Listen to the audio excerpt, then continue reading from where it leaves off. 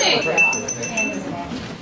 Welcome to an evening of desire. You can come a little closer, it's okay. At the Susan Hensel Gallery. And you've had a few minutes, I hope, to see some friends, look at some wonderful art, and start thinking about Valentine's Day, which is coming up pretty quickly. And we thought, Susan thought, she's a relatively recent transplant from Michigan, and when she was in Michigan, she hosted a Valentine's Day party every year. Is that correct? No. So, That sounds good. I'd like to introduce everybody. Let's make a new story. This is what I recall, and it's my story, and I'm sticking to it. That's right. Well, it's a gallery devoted to stories, so hey. And this is Susan. She's the artist of all the wonderful artwork you see around. Well, we got together through book arts. Through book arts, we kept running into one another. At book arts, and we thought that it would be a really, really good idea to have a Valentine's Day party because she had her exhibit on desire, and I mean, what could be better? And since she has art, and I know poets, and I really like to party, we thought that it was a good combination. So thank you for coming. This is our poetry reading on desire. And to get you in the mood, I thought that I would just start with letting you think about desire a bit from a Noah Webster dictionary I have. That's the dictionary I refer to all the time. It's dated 1909, but I think it's good enough. Desire is to long for, to wish for earnestly, to covet, to feel the want or absence of, to miss, and to regret. So we're going to have poets that will speak on all these areas of desire, plus the additional layer of desire that isn't just a youthful springtime desire, but is a desire that lasts through the years, from adolescence through Senescence. senescence. And Yay for senescence. yay for senescence. So to start us off, we are going to, we're starting off with the guy, and it's not because he's a guy, but it's because he's in such demand as a performer that he has to run off to 2 more performances tonight. I'd like to introduce Howard Lieberman.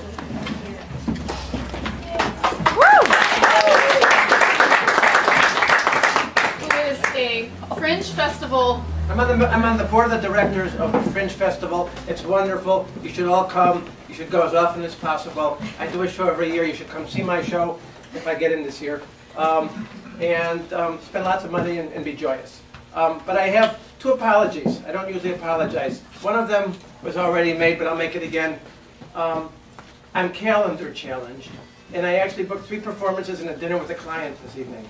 I can't do them all. I canceled the client. I probably will not make one of the performances, and the people, they know that.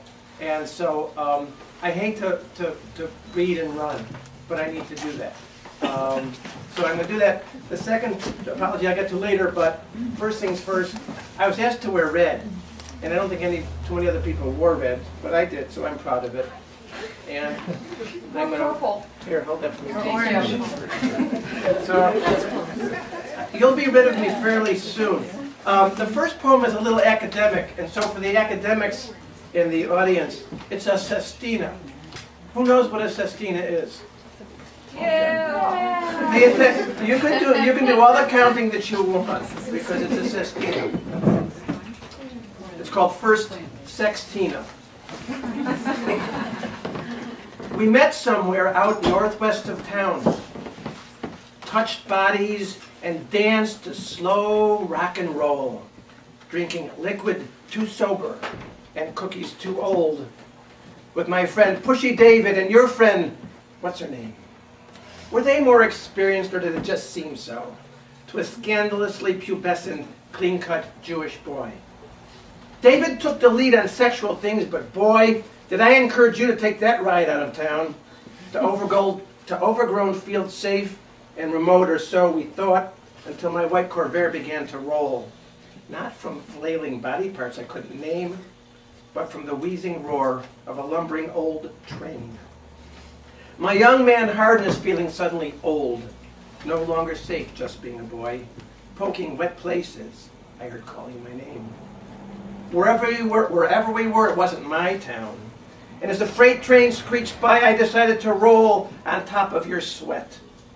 my erection more sober, with the flavor of danger passing so near. Our shivering bodies not quite as old as the 16-year hormones playing lead role in an R-rated movie with me as the boy, whispering promises, working your town, in search of a place to repackage my name. I was horny and groping, loving in name only. And I raced to a climax with a throb so emphatic, tremors must have been felt all over town. As your unfinished body urged me on in the cold, and my eagerness waned like a red-blooded boy who's driven the lane with a quick pick and roll. I can't remember how you felt about your role in my sexual bar mitzvah, my seducing your name. Was your first encounter with a randy Jew boy as awkward for you as it was for me? Or so I feared. Did you care that I sped away in the old Corvair, swapping half-truths with David on the road to Chi-Town? Did I play perhaps a disingenuous role in our so-called lovemaking? Or whatever name we give to the old flim-flam of earnest young boys stepping out on the town?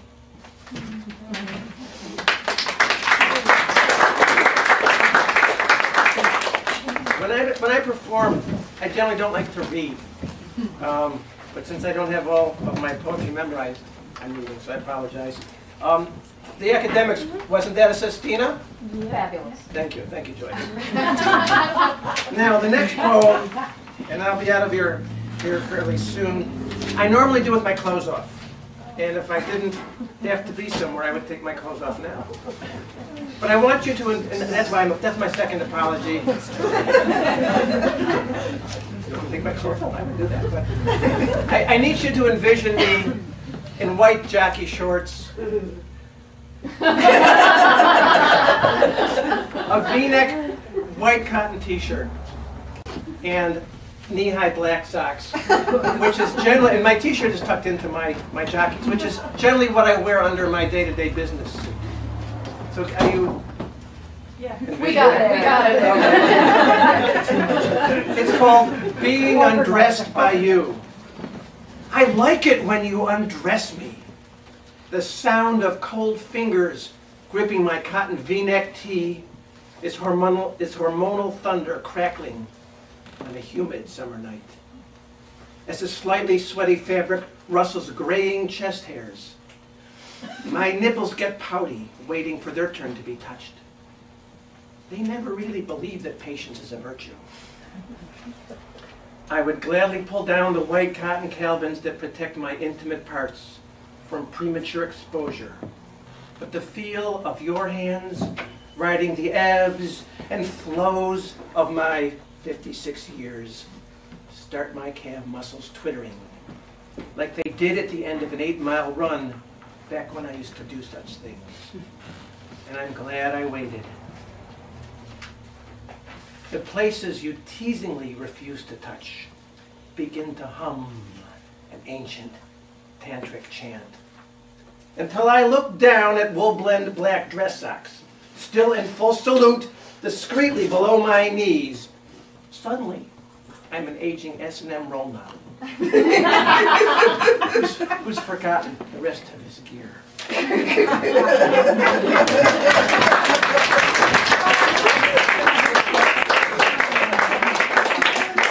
Oh, very close.